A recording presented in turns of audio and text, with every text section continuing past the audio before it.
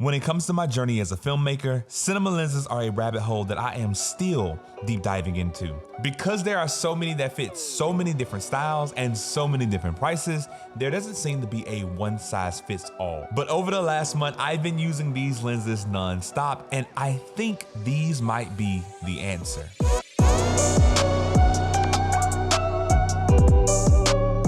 What's going on, guys? Over the last month, I've been doing nothing but testing camera gear and testing lenses, and I finally think I have another set of lenses that I can properly recommend. These are the NiSi Athena lenses. They are small, dense, compact, and incredible.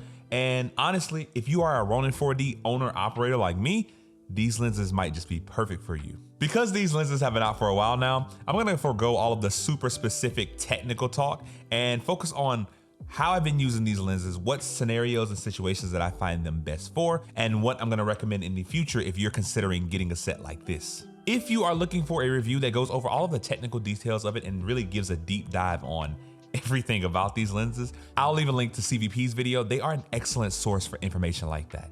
Okay, so let's talk cine lenses. If you are unfamiliar, these are the NiSi Athena lenses. They are small, fast primes. We're rocking a 1.9 aperture across the set, with the 14mm being a 2.4. The build quality on these things are exceptional. They are tight and dense, metal made, and I absolutely do love the build.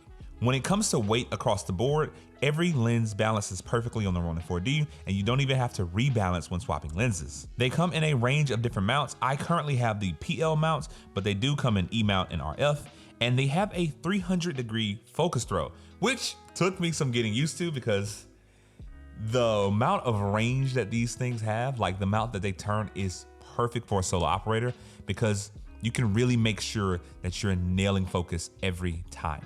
The focus breathing is incredibly controlled, impressive for its price point, and I've been using these things with no problem on a full frame 3x2 6K sensor. That is the sensor of the BMCC 6K full frame.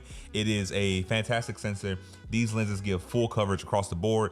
The 14 has a hair bit of light loss, but very, very, very not noticeable. One of the great things about these lenses is that you can stop down to T1.9 and still experience very low chromatic aberration in your images.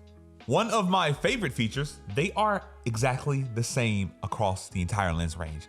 The aperture ring and focus ring is in the exact same spot. So if you're somebody like me who's pulling focus constantly and you want your gears to line up exactly where they were on the last lens, these lenses are perfect across the board, and it's very satisfying to see them all lined up like this. For the E and RF mount, you can actually get a drop-in ND filter for the back.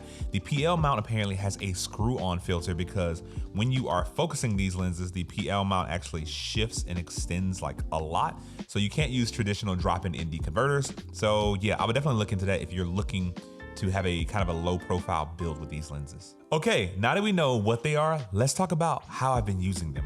For those of you who don't know, I own the DZO Vespid Primes. I absolutely love those lenses, and these didn't exist when I bought my set of cine lenses. These, the set of 5 runs for $5,800 currently, and you can get an individual lens for $1,200. If I had to pick my current favorites, oh man, I love the 35, I love the 85, but I think the 50 is my most used. So if I had to get one, probably the 50, and if I could get 2, it'd be a 35 and 85. Personal recommendations. But overall, these lenses perform incredibly well for the money. My favorite thing about these lenses is that it shows that you don't have to spend a ton of money to get some really, really good glass. They have such a nice and subtle look across the board. They don't have a ton of character, so if you're looking for something that's vintage or something that's a little wonky, these may not be the lenses for you. But if you're looking for something that's really clean out of camera, that is softer than a photo lens and performs incredibly well, that lets you add whatever you want to add in post, then these may be the lenses for you. These lenses were designed with micro contrast in mind, which basically means their transition from highlights to lowlights is much more controlled, and you're getting more variations in light values in your image. I did a lot of testing with these lenses with the Ronin 4D, the Blackmagic full frame, my Sony FX3 and FX30, and I've been able to kind of see how they perform across the board and really, really impressed with these.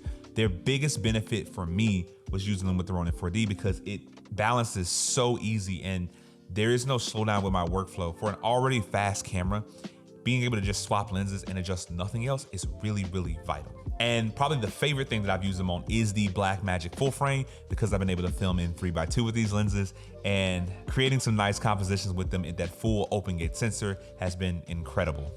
Even though at the time of recording you can only get the 5 lens set, NiSi has informed me that in April they'll be releasing an 18mm, a 40mm, and a 135mm to fully round out the set.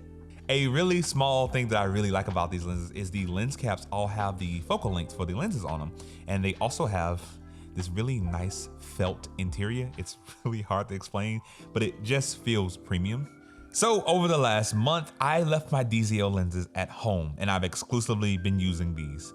We've done a good bit of projects with them at this point, and I really do enjoy that T1.9 look. When using them with long-term interviews paired with my BMCC, I've been able to get such a nice soft look for my interviews. The driving footage we've captured as well has been some of my favorite. We've been able to capture all of these shots with the Ronin 4D paired with the NiSi 50mm.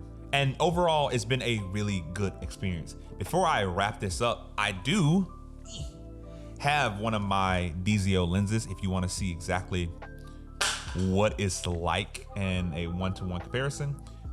It's really hard to see, but the NiSi's are a little bit smaller.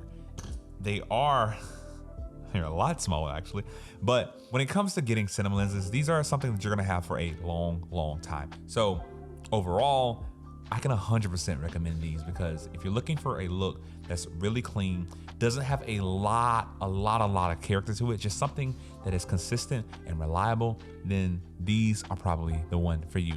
If I was in the market for lenses today and I needed a solid set that I can use in any situation, these would probably be my go-to. If you are completely new to cinema lenses, or you're just trying to find yourself a very well-rounded set of lenses, then it's going to be hard not to pick up these NiSi Athenas. But with that all being said, that's all I have for you today, guys. So if you like this video, give it a thumbs up. And if you loved it, consider subscribing, because I'm bringing you more content just like this every week. So you guys stay safe, you're loved, and I will see you in the next one. Peace.